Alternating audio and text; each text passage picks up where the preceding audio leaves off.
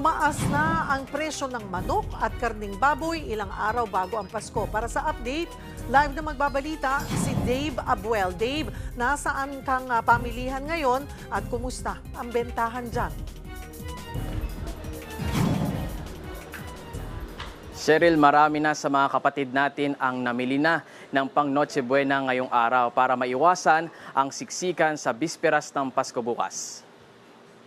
2 araw bago ang Pasko, nasa Balintawak Market na sina Josie at dalawa niyang kapatid. Kaldereta, spaghetti at sopas daw ang ihahanda nila sa Noche Buena at namili na sila ngayon ng pangsahog sa mga yan. Kasi mahirap bukas makisabay, maraming tao lalo. Kung sila Josie, 3 ang ihahanda, si Teresa Camino, minudo lang daw ang ihahanda. Sa bagong taon na kami maghahanda. Kulang sa budget. Aminado si Teresa na mataas ang presyo ng mga bilihin ngayon. Ang manok na 150 pesos per kilo noong Nobyembre, 180 to 190 pesos na ngayon. Naglalaro naman sa 320 hanggang 360 pesos ang kada kilo ng baboy. Noong Setyembre, 260 pesos lang daw yan. Sagot ng supplier sa mga tindera. Katwiran nila. Ngayon, bumabawi sila eh. Kasi mga nakaraan, lugi din daw sila. Wala namang galawan ng presyo ng baka na nasa 480 pesos kada kilo ang laman. Maging sa ilang gulay tulad ng pechay bagyo, carrots, lettuce, broccoli, sibuyas, bawang at luya. Pero nagtaas naman ang presyo ng repolyo, pechay tagalog at kamatis. Bumaba naman ang presyo ng talong, ampalaya at okra dahil maraming supply.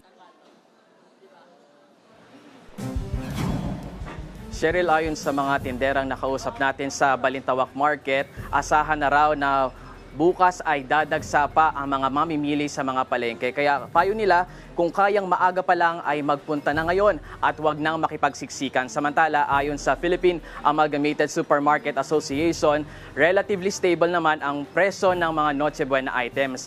May ilang items daw na walang paggalaw sa presyo. Sa price guide na inilabas ng Department of Trade and Industry ng Noche Buena items ngayong taon, naglalaro sa higit 300 pesos hanggang 650 pesos ang isang kilo ng ham depende sa brand.